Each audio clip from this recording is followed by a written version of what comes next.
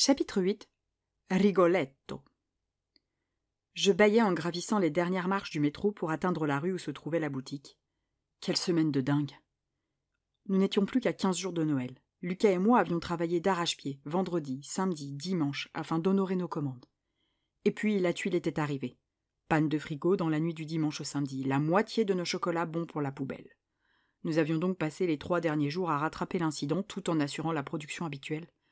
Heureusement que Théo avait été aussi occupé que moi de l'autre côté du Rhin, car je n'aurais pas eu 1 minute à lui accorder.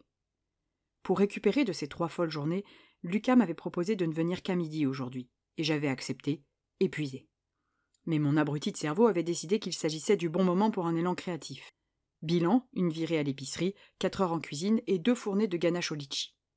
J'ignorais d'où sortait cette idée, mais l'épisode était trop rare pour que je laisse filer. Le résultat s'avérait d'ailleurs extrêmement prometteur, et j'avais emporté quelques échantillons avec moi dans un Tupperware afin de faire goûter à Lucas. Maya, elle, adorait déjà. En arrivant devant la boutique, je souris à Eva qui était en train de nettoyer la vitrine. J'attrapais la poignée de la porte et allais pour la pousser quand je fus interrompu en plein élan. « Te voilà enfin !» Je commençais à m'inquiéter. Je sursautais en laissant choir ma boîte sur le trottoir. « Putain de merde !» « Arthur !» grondai-je, une main sur mon cœur qui peinait à se remettre de cette apparition. « Mais qu'est-ce que tu fiches ici ?» Il rit en se baissant pour ramasser mon Tupperware. « Je t'avais dit que je reviendrais jeudi, et, sauf erreur de ma part, nous sommes jeudi. Giovedì, il giorno dei fiori. » Il se redressa et me tendit ma boîte de chocolat. « La boîte, Marguerite. Concentre-toi sur la boîte, et pas sur ce visage divin aux joues joliment rosies par le froid. »« Merci, » bredouillai-je en la récupérant. « C'est toi qui les as faits ?»« Oui, mais ce n'est qu'une ébauche. Puis-je goûter ?»« Non !» m'écriai-je, en éloignant mes précieux échantillons de sa main. « Oh, d'accord, » répondit-il avec un haussement d'épaule. Je rougis, un peu gêné par ma réaction puérile. « Excuse-moi, c'est comme si tu demandais à un musicien de te jouer une mélodie qu'il n'a pas terminée ou à un peintre de te montrer un croquis préparatoire. Tu comprends ? Je comprends parfaitement. Et pardon, je n'avais pas réalisé. J'avais juste envie de voir si tes chocolats avaient la même saveur que toi. » Je le regardais en biais. La suite n'allait pas me plaire, je le sentais. « Parce que, si c'est le cas, tu peux ouvrir ta propre boutique. Ça ne désemplira pas, » ajouta-t-il avec un sourire radieux. Je plissai les yeux. « Arthur, qu'est-ce que tu fais ici ? Je croyais qu'on était d'accord, toi et moi, » dis-je, comme s'il avait été demeuré. Ma façon de parler le fit rire. « Ma présence t'importune-t-elle ? » ?»« Non, enfin, si, peut-être un peu. Mais Non, ce que je veux dire, c'est que... » Je m'arrêtai là, incapable de trouver la suite. Il me fixait par en dessous en faisant jouer sa langue le long de sa lèvre inférieure, se délectant de la situation.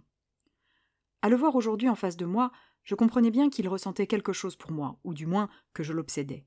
J'étais flatté, sincèrement, comment ne pas l'être, ce mec était 10 niveaux au-dessus du mien. Mais ma priorité était Théo et notre histoire, et c'était déjà suffisamment compliqué sans avoir à inclure un Arthur dans l'équation. « Qu'est-ce qui te gêne, au fond ?» interrogea ce dernier avec un peu de malice dans la voix. « Ma présence ? Ou le souvenir que celle-ci fait remonter en toi ?» Une explosion d'images tendrement pornographiques me terrassa. Sa peau, le plaisir, son regard flou, mes gémissements, nos baisers et les étoiles. Paris mi-décembre, c'était les tropiques. Parce que ça me rappelle que j'ai fait un truc vraiment très moche, avouai-je enfin, désespéré. En cédant à mes envies, j'avais fait naître des sentiments dans le cœur d'un gentil garçon un peu simplet. J'allais faire du mal à quelqu'un qui ne l'avait absolument pas mérité, et cette idée m'était insupportable. Il leva un sourcil. Ce n'était pas moche. Bien au contraire. C'était peut-être un peu court, je le concède, je me suis laissé déborder par tant de volupté. Mais c'était magnifique, et tu ne... Oh, Arthur, l'interrompis-je, incapable d'en entendre plus. Tu sais très bien ce que je veux dire. Et tu ne devrais pas t'en vouloir ainsi. C'est naturel et humain d'aimer. C'est très beau, termina-t-il en ignorant ma réaction. Je détournai les yeux, très gêné. Je croisai alors le regard brillant d'Eva qui se tenait immobile derrière la vitrine, son chiffon entre les mains. Pas l'ombre d'un sourire sur ses lèvres, elle vivait l'instant avec passion. J'attrapai Arthur par le poignet et l'entraînai un peu plus loin sur le trottoir. Je n'étais pas d'humeur à supporter les allusions graveleuses de ma patronne, et elle en avait déjà suffisamment vu comme ça. Une fois la boutique dépassée, je le lâchai pour me planter en face de lui. « Bon, Arthur, tu veux quoi à la fin ?» J'aspirais à régler le problème, vite fait bien fait. Il resta silencieux un long moment, me fixant par en dessous. Son regard était moins innocent que les fois précédentes et traduisait témérité et détermination. Il était décidé à obtenir ce qu'il voulait. « Je suis venu chercher le Graal », m'expliqua-t-il enfin. Je fronçai les sourcils. « Pardon ? Le Graal, répéta-t-il avec assurance. Et c'est quoi ton Graal ? C'est toi. Apparemment, c'était l'évidence. Je laissai filer un râle d'exaspération. Arthur, écoute, tu es un gars. Je sais, m'interrompit-il en levant la main. Tu n'es pas amoureuse de moi, je l'ai bien compris. Mais de mon côté, c'est trop tard, et tu ne peux pas m'empêcher d'avoir besoin d'essayer. Je me cramponnai à ma boîte de chocolat. Tu es amoureux de toi ? Ah oui, complètement même, confirma-t-il avec un sourire époustouflant. Il semblait très à l'aise avec ses sentiments. Moi, en revanche, je l'étais nettement moins, et je ne bougeais plus, horrifié. Oh, voyons, Marguerite, commença-t-il moqueur, ne me dis pas que tu ne perçois pas ce lien étrange entre nous. Si ? J'ouvris la bouche pour protester, mais rien n'en sortit. Impossible de nier qu'il y avait une connexion particulière entre lui et moi. Moi aussi, j'avais bien senti quelque chose dans l'air ce soir-là, quelque chose de différent, mais je ne voulais pas le reconnaître. Son sourire s'accentua à mesure que mon silence perdurait. Tu te caches derrière la morale, mais tout ce qui s'est passé cette nuit-là était parfaitement logique, n'est-ce pas ? Je secouai la tête. Pas question, non. Le seul avec lequel tout était censé être logique était Théo. Arthur soupira. Ah, Marguerite. Quelque part, c'est mieux ainsi. Je vais devoir te séduire, dit-il, un peu rêveur. Je me plaquai une main sur le visage pour qu'il ne voie pas que j'avais rougi. Il sortit une petite feuille de papier pliée de sa poche et me la tendit. Pour toi. Je m'en saisis du bout des doigts en prenant bien soin de ne surtout pas toucher les siens. Je l'ouvris et y découvris une fleur bleue séchée à plat. C'est un bleuet, m'annonça-t-il fièrement. Je restai à contempler sa petite fleur fragile, incapable de réagir. As-tu déjeuné ? Oui, mentis-je dans un réflexe. Il sourit en coin, visiblement pas dupe. Bien, je vais te laisser alors. Je n'ai pas envie de te mettre mal à l'aise. Passe une bonne journée et à jeudi. Et sur ces quelques salutations polies, il avança pour me dépasser. Je le suivis des yeux, ahuri. Il n'avait pas envie de me mettre mal à l'aise ? Mais qu'est-ce qu'il venait de faire là avec ces déclarations ? Je secouai la tête pour reprendre le dessus et fis un pas dans sa direction. Il s'éloignait d'un pas léger, impérial comme de coutume. « Arthur !» Il poursuivit sa route. J'avançai encore un peu pour être certaine qu'il m'entende. « Tu dois venir, pas revenir jeudi. En fait, tu ne dois jamais revenir, d'accord ?» Je tremblais, le volume de ma voix était trop bas, le ton manquait de conviction. S'il ne revenait pas jeudi prochain, c'était un miracle. Je devinais au mouvement de ses épaules que cet abruti riait. Mais dans quel pétrin je m'étais encore fourré.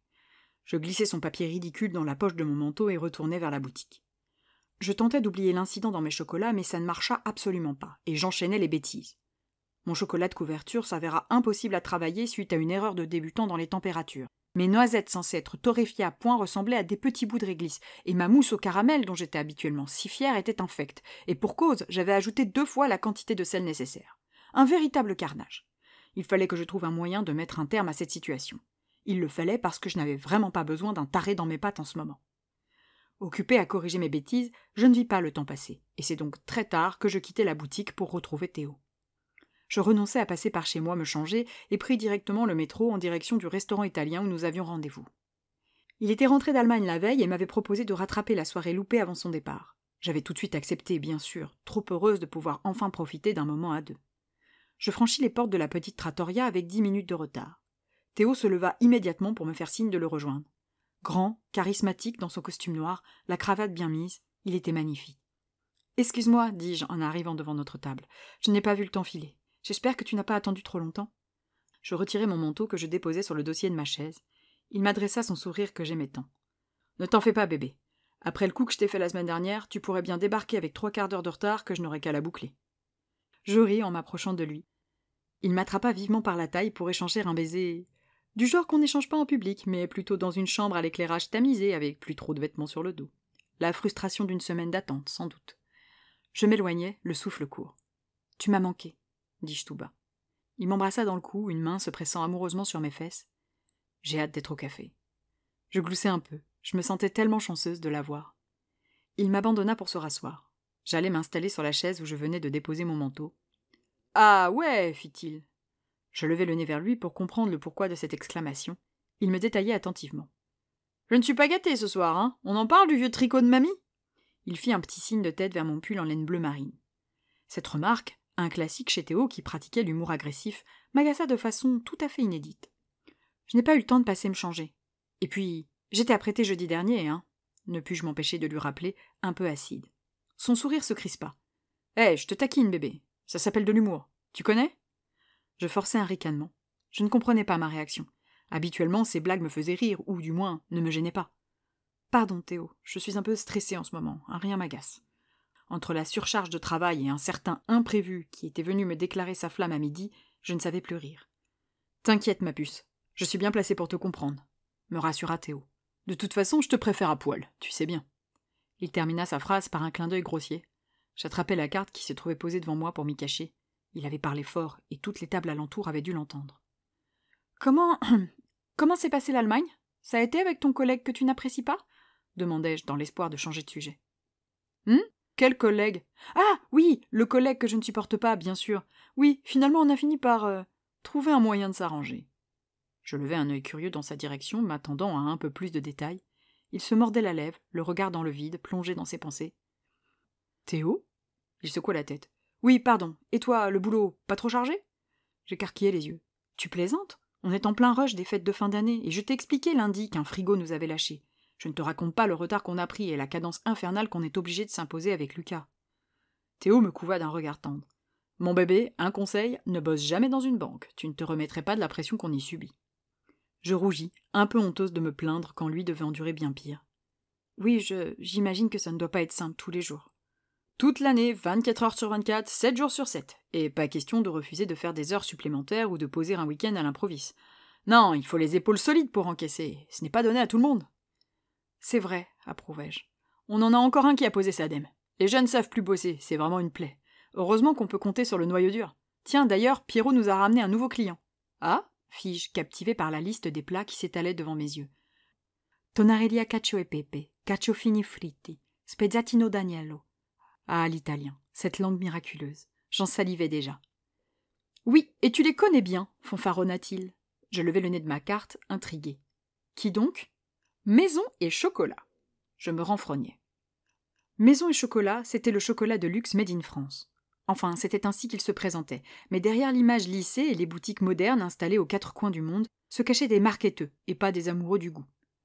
Lucas et moi n'avions rien à voir avec ces grosses machines qui nous mettaient forcément en difficulté. Impossible pour de petits artisans comme nous de lutter contre leurs méthodes de vente, leur communication à l'échelle internationale et leur production intensive. Le mec est vraiment super sympa, tu sais, enchaîna Théo. Si ça t'intéresse, je peux lui parler de toi. Non, merci, dis-je en jetant la carte à côté de mon assiette. Tu pourrais te faire un peu plus de fric, et puis, surtout, tu serais certaine d'avoir encore un boulot dans 2 ans. Je levai les yeux au ciel. On a déjà abordé le sujet 20 fois, Théo. Je serais incapable de me regarder dans une glace si je devais travailler à faire des bonbons surgelés comme ces connards.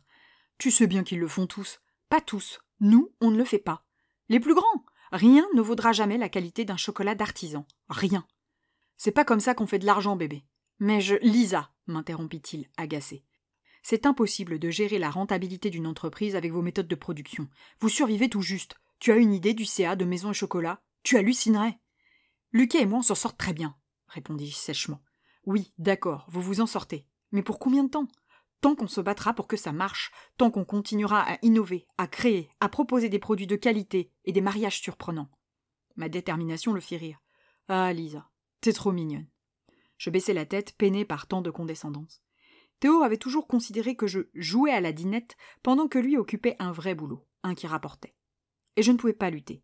Je ne pouvais pas le convaincre que mon métier était beau et épanouissant, que j'étais heureuse de me lever le matin pour aller travailler. Pas quand tout ce qui comptait à ses yeux était une série de chiffres en bas d'une fiche de paye. Le serveur vint prendre notre commande. Théo choisit un risotto au cèpe tandis que j'optais pour la petite salade César. Je voulais me laisser une place pour la suite. J'avais croisé un ravissant tiramisu au citron en arrivant, et hors de question pour un bec sucré comme le mien de partir sans y avoir goûté. Le serveur s'éloigna tandis que Théo remplissait mon verre de vin. « Bon, ma puce, il faut qu'on parle sérieusement tous les deux. J'ai un truc à te demander, et pas un petit. » Je me tendis. « Oui, bien sûr. » Il reposa la bouteille sur la table et se concentra sur son étiquette. « Voilà, j'ai un grand projet, mais j'ai avant tout besoin de ton accord. Et puis, pour cet été, ce serait parfait. » Je sentis mon pouls prendre de la vitesse. Les projets avec Théo, j'en avais eu des milliers en tête. Cela faisait bientôt 3 ans que j'espérais qu'il me propose d'emménager avec lui. Mais là, ce que j'imaginais, c'était peut-être un peu rapide. Nous venions juste de nous retrouver. Je tentais de maîtriser mes tremblements. J'attendais ce moment depuis tellement longtemps, je n'allais quand même pas tout gâcher avec un malaise. Il souffla pour se donner le courage. Il n'arrivait même plus à me regarder dans les yeux. « Alors Lisa, voilà. Je voudrais savoir si tu... J'avais de plus en plus de mal à respirer et m'accrochais discrètement à la table. Oui. La réponse était oui, évidemment. Robe blanche tout en simplicité, bouquet de marguerites en hommage à mon arrière-grand-mère, Hélène en demoiselle d'honneur, buffet campagnard et pièce montée par Lucas. Ah, c'est compliqué, se reprit Théo, parce que je sais que ce n'est pas trop ton truc et que ça va te faire peur. Ces hésitations me mettaient de plus en plus mal. Quand est-ce que j'avais eu peur? La vie à deux, l'engagement, je n'aspirais qu'à ça. Voilà, ça fait longtemps que j'en rêve, mais je ne sais pas parce que ce n'était pas le bon moment, parce que je n'étais pas prêt ou que je n'avais pas le temps, mais je pense qu'aujourd'hui, maintenant, ma vie est à un tournant. Il plongea ses superbes yeux bleus dans les miens. J'étais en apnée, m'agrippant de toutes mes forces à la table pour ne pas m'écrouler la tête la première dans mon assiette. Enfin, mon existence changeait. Hélène accepterait-elle d'être mademoiselle d'honneur malgré son inimité pour Théo? Un problème à la fois. D'abord, parvenir à lui répondre de façon audible, éviter les cris et les larmes, ensuite, je réfléchirai à l'organisation. Ok, alors, bébé? Il prit une profonde inspiration.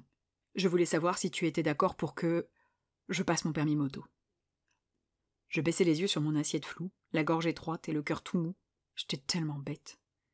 Voyons, Théo, c'est... Évidemment, tu fais ce que tu veux, tu sais bien, balbutiai-je en tentant de dissimuler au mieux ma déception. Oh, ma puce, je suis tellement content. Tu vas voir, ça va être génial. Il se leva et vint m'embrasser sur la joue. Je me laissai faire. Et imagine un peu les vacances qu'on va pouvoir s'organiser cet été, dit-il en se rasseyant. Un tour de France à moto. Ce ne serait pas énorme? Je forçai un sourire. Oui, ce sera super. Je me raccrochai à la perspective de partir avec lui cet été. Au moins, il n'avait pas l'intention de me larguer dans les 6 prochains mois. Il passa une longue partie du dîner à me parler de tous les avantages du 2 roues sur la voiture. J'écoutais attentivement, buvant la moindre de ses paroles. J'avais toujours adoré sa façon de se passionner pour tout et n'importe quoi. Enfin, sauf quand ce n'importe quoi était une autre femme, évidemment. « On prend le dessert en privé » proposa-t-il avec un sourire lubrique.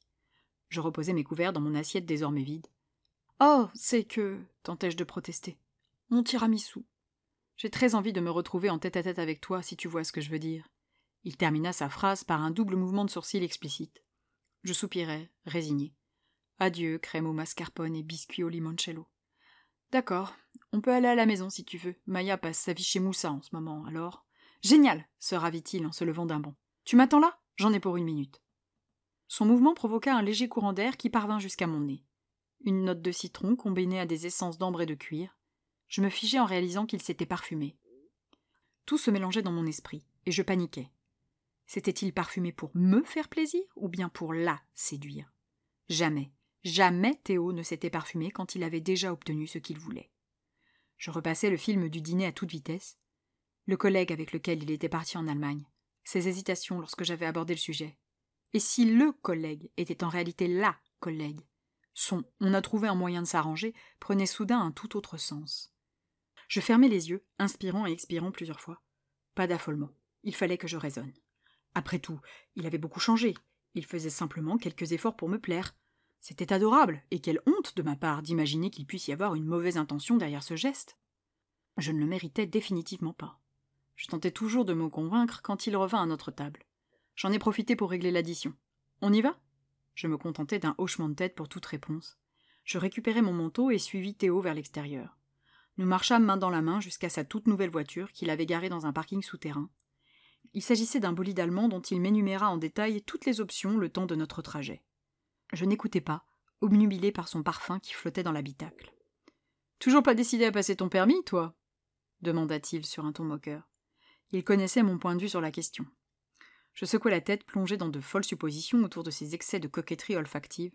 « Non, toujours pas. »« Tu as tort, c'est vraiment pratique, » dit-il en donnant un bon coup d'accélérateur pour faire ronfler le moteur. Je soupirai en regardant les lumières de la ville dans la nuit. À Paris, je n'en vois pas tellement l'intérêt. Et puis, je tais-toi. Une façon de m'accrocher à notre histoire. Il jouait les chauffeurs depuis le début de notre relation et, je l'espérais, pour encore longtemps. Il éclata de rire. T'es vraiment adorable, toi. Mais méfie-toi, mes services sont très chers. Ces quelques mots me firent du bien. Jamais il ne m'aurait dit ces choses-là s'il y en avait eu une autre. C'était évident. Comme d'habitude, il pesta en arrivant près de mon putain de quartier de merde où il était impossible de se garer. Comme d'habitude, nous montâmes les escaliers 4x4 et, comme d'habitude, il se jeta sur moi à peine la porte d'entrée franchie. Je restais les yeux grands ouverts à admirer mon plafond dans la pénombre, les 2 mains jointes sur ma poitrine. Théo ronflait bruyamment à côté de moi. Je tournai la tête vers lui et grimaçai de dégoût en l'apercevant baver sur mon oreiller. Je retournai à mon plafond dans un soupir las. Je devais bien admettre que lorsqu'il m'avait promis une soirée inoubliable, je n'avais pas envisagé l'adjectif inoubliable dans ce sens. Le sexe des retrouvailles avait été bof, ce second épisode avait été catastrophique. Entre Théo et moi, l'entente physique avait été au rendez-vous dès la première nuit. Je n'étais pas une débutante, et je l'avais toujours considéré comme le meilleur amant de ma vie. Mais ça, c'était avant. Désormais, je le trouvais brutal, brouillon, directif et égoïste. Je m'assis dans mon lit pour admirer le ciel noir par la fenêtre de ma chambre. Il n'y avait pas d'étoiles ce soir. Des senteurs de fleurs mêlées à son parfum sucré me revinrent en mémoire, et sa voix. « Ton plaisir est un miracle. » Je plissai les yeux, désespéré. Pourquoi avait-il fallu que cette nuit soit aussi sublime? Je quittai discrètement le lit, puis enfilai mon peignoir. Je me dirigeai vers la chaise où j'avais jeté mon manteau exactement 6 minutes et 23 secondes plus tôt, endormissement de Théo inclus. J'avais compté, je n'avais eu que ça à faire. Je glissai ma main dans la poche et récupérai le papier qu'il m'avait offert le midi. Je souris en apercevant la petite fleur bleue qui s'y trouvait cachée. Elle était parfaite. Je me souvenais de mes herbiers lorsque j'étais petite fille. Je balançais à la va-vite les morceaux de plantes et de feuilles entre les pages d'un livre, et je les oubliais jusqu'à retomber dessus un jour, par hasard. Les feuilles étaient percées et les pétales arrachés. Ce fragile petit bleuet était intact. On en avait pris grand soin. Je fermais les yeux et frissonnais en me remémorant ses caresses, la douceur de ses gestes, la légèreté de ses lèvres lorsqu'elle s'aventurait sur moi. Je secouais la tête pour me débarrasser de ces sulfureuses sensations. Je tentais de ne pas ressasser les souvenirs. Je devais avoir honte, je devais oublier. Malheureusement, il y avait des situations où il était difficile de ne pas y repenser. Je jetai un œil à Théo et baissai les épaules, dépité. Avant, tout fonctionnait pourtant si bien entre nous. Tout ça, c'était évidemment la faute de ce crétin d'Arthur. S'il n'était pas venu aujourd'hui, s'il n'avait pas insisté pour que nous nous revoyions, s'il ne m'avait pas fait cette belle déclaration en me promettant de me séduire, je n'aurais jamais comparé le piètre numéro du jour avec le spectacle d'un certain samedi soir. Je sortis de ma chambre en prenant bien garde à ne pas réveiller Théo et allai m'asseoir dans mon canapé, mon ordinateur portable sur les genoux. Je tapai rapidement « Langage des fleurs » dans mon moteur de recherche et tombai sur plusieurs articles assez complets. Je commençai par le camélia, parce que c'était la fleur que je préférais. Le camélia rose exprimait l'envie d'aimer et de séduire, avec une petite pointe de fierté. Je levai les yeux vers cette magnifique fleur que j'avais posée à côté de la télévision dans un soliflore. Je comprenais mieux son sourire le jour où il me l'avait offerte, quand il m'avait abandonné sur mon trottoir. J'avais passé un quart d'heure à lui expliquer que nous ne pouvions pas être ensemble, et alors que je pensais qu'il s'était résigné, il m'adressait silencieusement un « Je suis fier de t'aimer », un doigt d'honneur en quelque sorte. Je cherchai ensuite ce que symbolisait le bleuet et découvris que celui-ci avait une signification proche de la violette. Il représentait l'amour timide, caché, mais tendre, sincère et, surtout, fidèle. Je me mordis la lèvre, les yeux rivés à l'écran de mon ordinateur. Depuis le début, il m'avait prise pour une abrutie. Il avait parfaitement conscience que je ne saurais pas reconnaître les fleurs qu'il m'envoyait et qu'il me faudrait du temps pour comprendre le sens de ces messages dissimulés. Je repensais alors à son premier cadeau, son somptueux bouquet qui reposait dans une pièce sombre à l'arrière du magasin. Je ne connaissais pas les fleurs qui le composaient, mais je me souvenais parfaitement des boutons de rose. Après une nouvelle recherche, je découvris que les roses roses étaient l'expression d'un amour tendre et sincère, tandis que les blanches revoyaient un amour pur et secret. Les boutons évoquaient bien sûr la naissance de ces sentiments. Ce bouquet était en réalité une époustouflante et majestueuse déclaration d'amour. Je tapais nerveusement sur le clavier de mon ordinateur. Il m'avait prise pour la reine des connes. Ah, il voulait jouer à parler avec des pissenlits? J'allais jouer, tiens. Moi aussi, j'allais lui envoyer un message dans son autre langue. Et il ne pourrait pas faire semblant de ne pas comprendre cette fois. Je fis quelques recherches sur Internet et retournai me coucher, satisfaite par ce que j'avais trouvé. Jeudi prochain, Arthur et moi, ce serait définitivement terminé.